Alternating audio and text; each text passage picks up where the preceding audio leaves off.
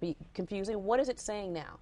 Well, the recommendations haven't actually changed. They've just changed the graphic representation that they're using as a cue for Americans, because the pyramid was just confusing. Consumers, you know, it had a lot of information, but the information was so coded that it was difficult for people to understand how they were supposed to translate that into their food choices every week. So now we have something much simpler, much more intuitive.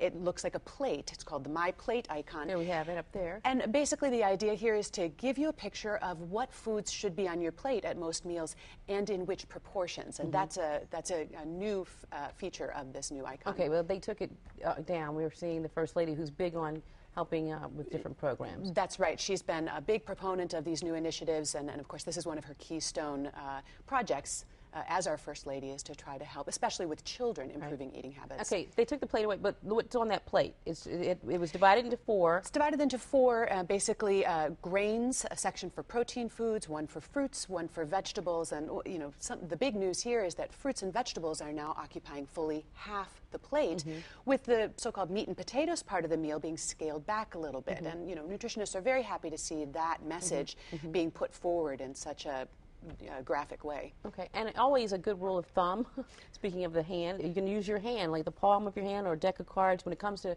proportion size. Especially is that a for good measurement? servings of protein foods like meat or chicken. That's a good indicator. Sometimes we're used to seeing meat portions that are awfully large, 2 or 3 times what the actual serving size should be. All right, so pay attention. Both of you, thank you so much. Thank you.